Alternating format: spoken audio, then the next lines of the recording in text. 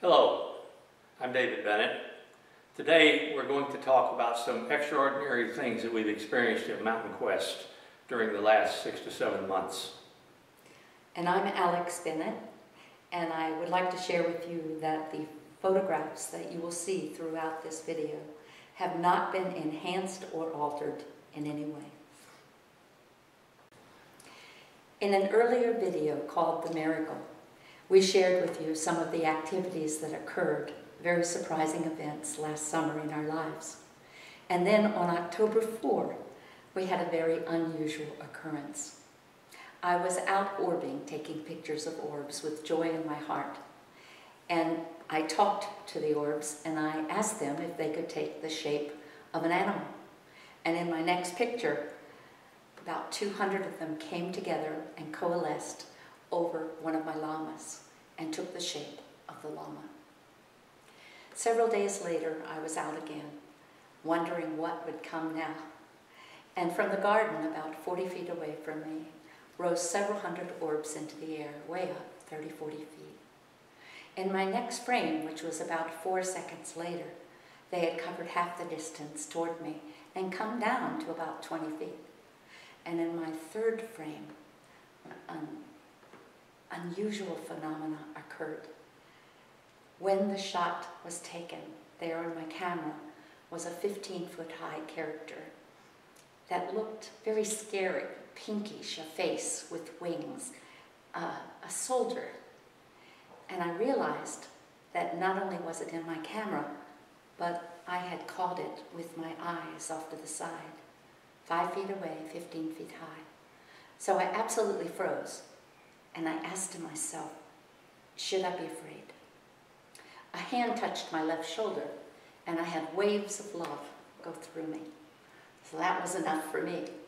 So I just kept shooting.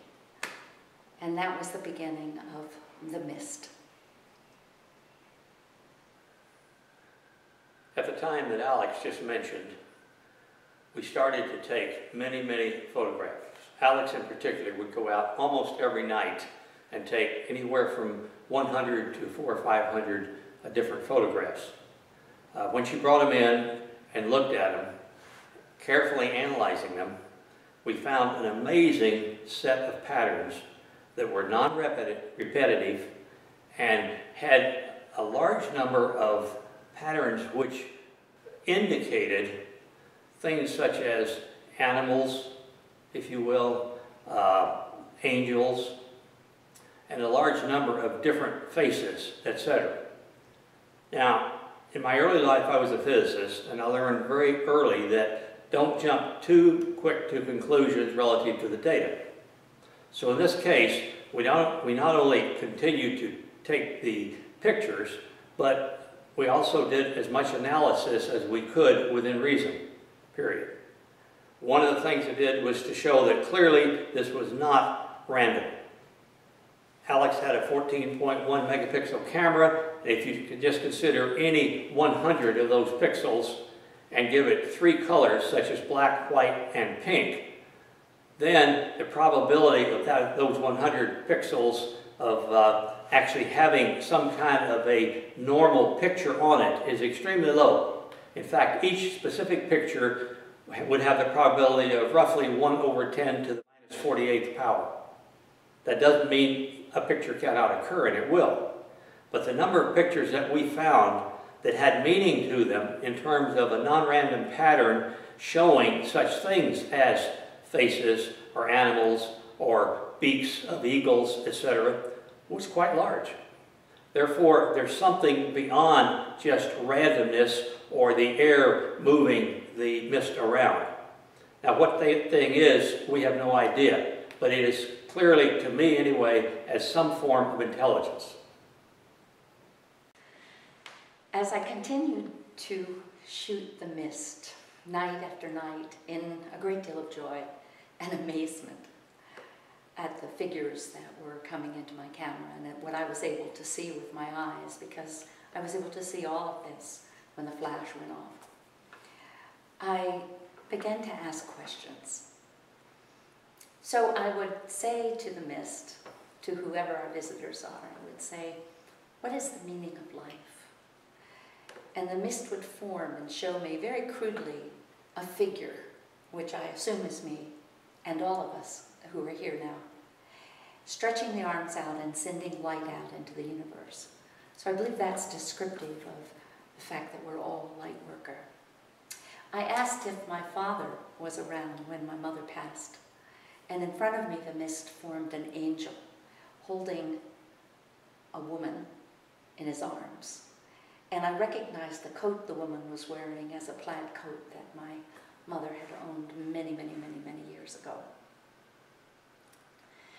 So as I went along, this wasn't enough because I realized that I was creating meaning out of the pictures, and I wanted more. So I said to the mist, when they would be coming again and again and again every shot, I said, I'm going to ask you yes and no questions so I can get some external validation. So if the answer is yes, be right in front of my camera when the flash goes off. If the answer is no, don't be there. And so I would ask a question, and I would ask it 3 times. For instance, if I got 3 yeses, they were there 3 times in a row, I would then ask them to go away, and they would, and then I'd ask them to come back, and they would. So in this way, for about 6 weeks, I had a lot of fun asking any question that would come into my head. The problem was that when I was out there, I was feeling so much joy, and I was so amazed that it was difficult to remember the questions. Still, I asked quite a few. For example, one time I asked, can people become angels? And the answer was yes. So many years ago, in 1984, I had the opportunity to spend one day with Mother Teresa. And it was an amazing day in my life. So she's the first person that came to mind. So I said to them, is Mother Teresa an angel? And there she was, right in front of me. That was an amazing moment. Let me take you back to patterns for just a minute. The patterns we see are not precise drawn like an artist would draw. They're fuzzier, of course, because of the mist and the nature of the mist. But also realize that we found at least 7 different textures of mist, depending upon the particular time and location where we take the picture. These patterns are rough, but they're real, and different people see things in them. Sometimes everybody sees the same thing, sometimes they're slightly different. But in all cases, they are communicating some form of information because they relate to things that we as humans are familiar with, as we mentioned before. One example is a picture that we call Crowned with Light. We'll bring that up now for you to see. Look very closely. Up to the upper left, you will find there's a face that appears to have a crown above it. Down at the lower right, you will see a number of faces. We call these the choir. This is an amazing photo. And as you look at the entire photo, there's layers upon layers of faces, of meaning that can be pulled from this photograph. This is only one example. We'd like to show you a few more. As you can see, these pictures are extremely interesting and somewhat amazing. Because of that, we've decided to make these pictures available to you on our website, which is www.mystart.com. We hope you will look for future videos on this subject.